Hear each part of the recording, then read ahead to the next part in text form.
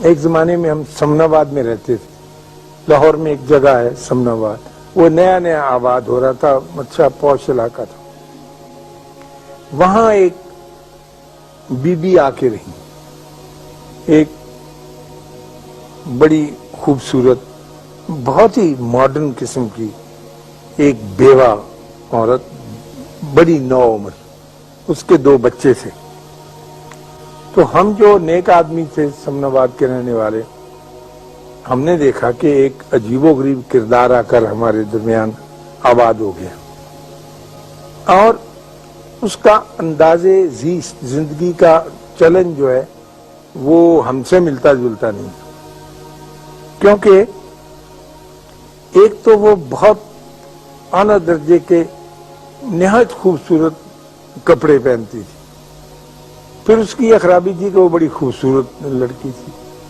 پھر اس میں تیسری خرابی یہ تھی کہ اس کے گھر کے آگے سے گزرو تو خوشبو کی لپٹیں آتی تھی. وہ سینٹ فریلی استعمال کرتی تھی، وہ جو سپرے نہیں ہوتا. اس کے جو 2 بچے تھے خواتین و حضرات، وہ گھر سے باہر بھاگے پھرتے ہوتے تھے عام جگہوں پر، اور کھانا گھر پہ نہیں کھاتے تھے، لوگوں کے گھروں میں چلے جاتے تھے، اور لوگ ان کو کچھ دے بھی دیتے تھے اور وہ کھا بھی لیتے تھے. یعنی گھر کی زندگی سے ان کی زندگی کچھ کٹ اپ. اور یہ ہم نے دیکھا کہ اس خاتون کو کچھ عجیب و غریب قسم کے مرد بھی ملنے آتے تھے. یعنی ان کی گاڑی، مثلا جو گھر کا عزیز اسرار، اس کی گاڑی کا نمبر آپ جان جاتے ہیں، ان کے ہاں مختلف نمبرز کی گاڑیاں آ کے کھڑی ہوتی تھی. پھر ایک آدمی وہاں گیا ہے، وہ نکلا، پھر دوسرا.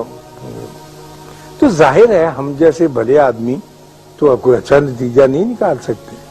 وہ ان کے بارے میں ہم ایسا ہی رویہ تھا جیسا اب آپ کو میں یہ کہانی سنا رہا ہوں، تو آپ کے دل میں بھی لا مالا یہی خیال آتا ہے کہ ایسے ہی ہوگا.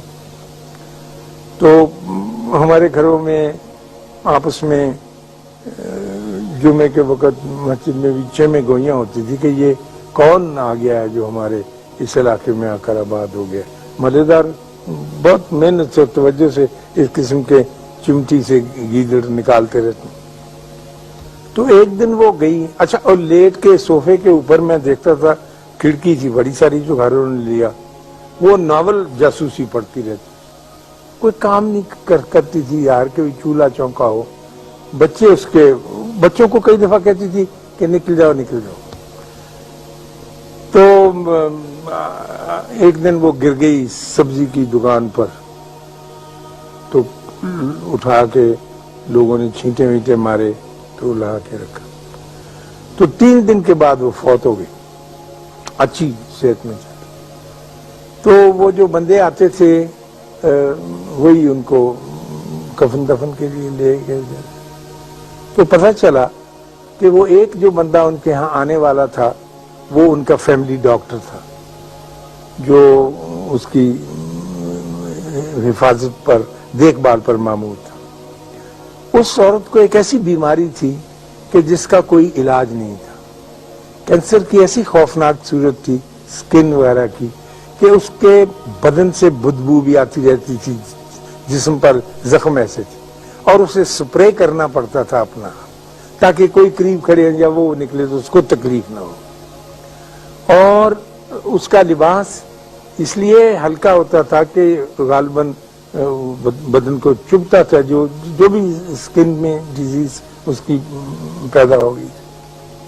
دوسرا اس کے گھر آنے والا اس کا وکیل تھا، جو ہر دوسرے دن آتا تھا، جو اس کی نگہبانی کرتا تھا اس کے حقوق کی، اور جو اس کا خاوند مقرر کر گیا تھا جو اس کے پیسے لا کے دینے. تیسرا اس کے خاوند کا چھوٹا بھائی تھا جو اپنی بھابھی کو ملنے آتا. تو ہم نے اس سے یہ اندازے لگا لیے جو میں نے آپ کے سامنے بیان کیے. اور اس نیک پاک عورت کو جب اس پہ دورہ پڑتا تھا تو وہ بچوں کو دھکے مار کے باہر نکالتی تھی، باہر جا کے کھیلو، باہر جا کے، اور تڑپنے کے لیے وہ اپنے دروازے بند کر کے اندر جاتی. تو میرا مطلب عرض کرنے کا یہ تھا کہ ہم تنقید کا کام یا نقص نکالنے کا کام اللہ پر چھوڑیں، اس نے اس کے لیے ایک وقت مقرر کیا ہوا ہے، وہ جانے اور اس کا کام جانے۔ ہم اللہ کا بوجھ اپنے کندھوں پر نہ اٹھائیں، کیونکہ اس کا بوجھ اٹھانے سے آدمی سارے کا سارا چبا ہو جاتا ہے، چبا سمجھتے ہیں، کمزور ہو جاتا ہے، مر جاتا ہے۔ اللہ آپ کو آسانیاں عطا فرمائے اور آسانیاں تقسیم کرنے کا شرف عطا فرمائے۔